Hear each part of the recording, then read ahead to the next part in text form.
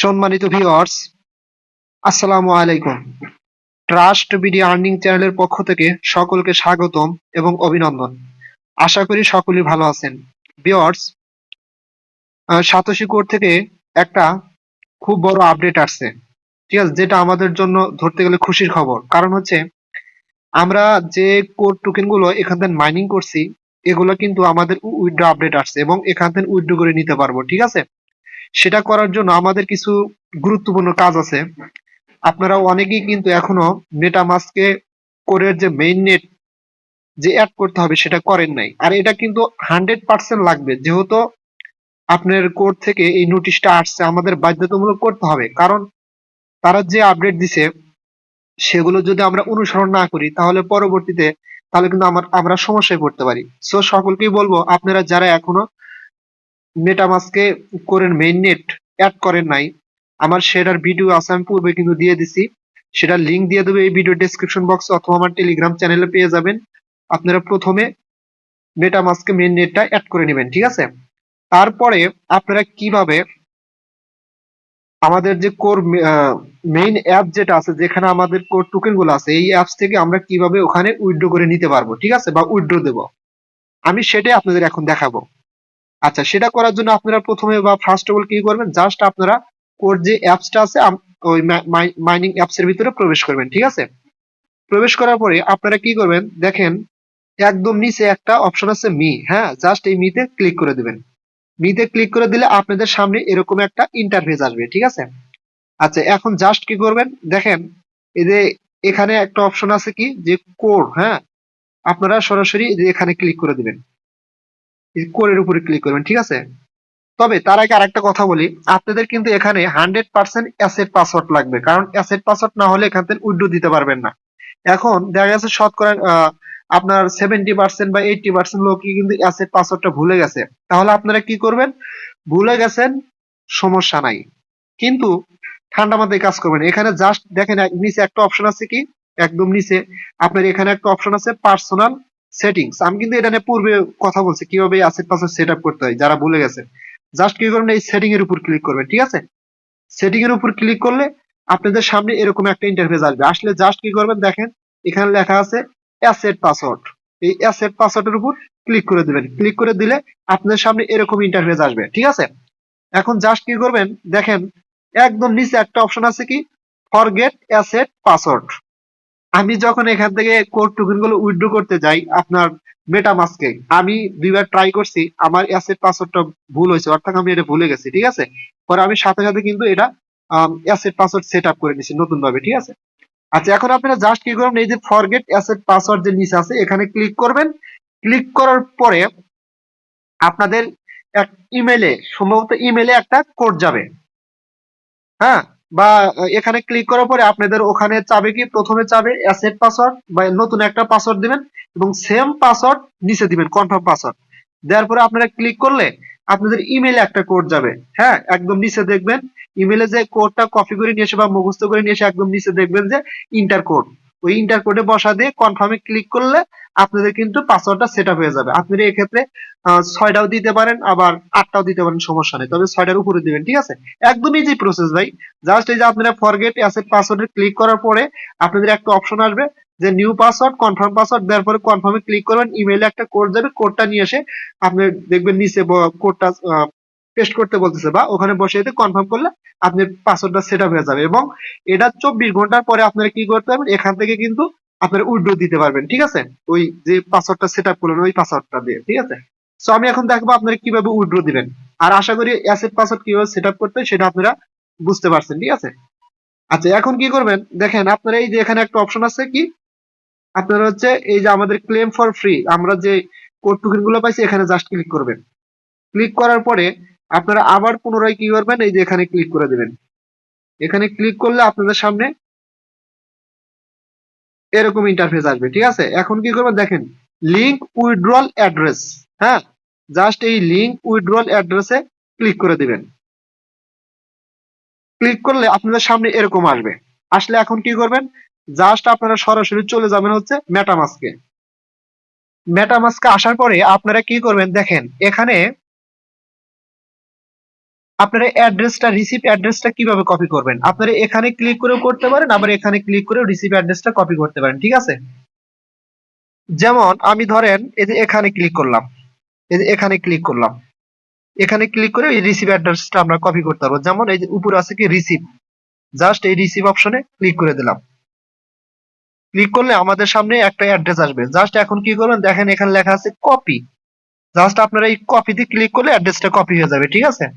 তাহলে এটা কপি করলাম। আবার যদি আপনারা চান এখান থেকে কপি করতে পারেন। জাস্ট এই যে উপরে একটা অপশন আছে কি, সরি একটু ব্যাগে যাই, এই ধরেন এই যে উপরে একটা অপশন আছে রিসিভ, এই যে এখান থেকে কপি করতে পারেন। এই রিসিভে ক্লিক করবেন।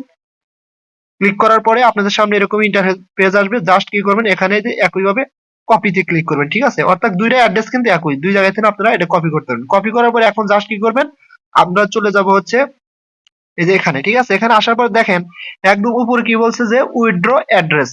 হ্যাঁ, এই যে এখানে আপনাদের উইথড্র যে অ্যাড্রেসটা আমরা কপি করে আনলাম এটা পেস্ট করে এখানে বসা দেবো। আর এখানে কি করবেন, আপনাদের অ্যাসেট পাসওয়ার্ডটা বসিয়ে দেবেন। বসে দেওয়ার পরে কি করবেন, core link withdraw address, just core link withdraw অ্যাড্রেসে ক্লিক করবেন।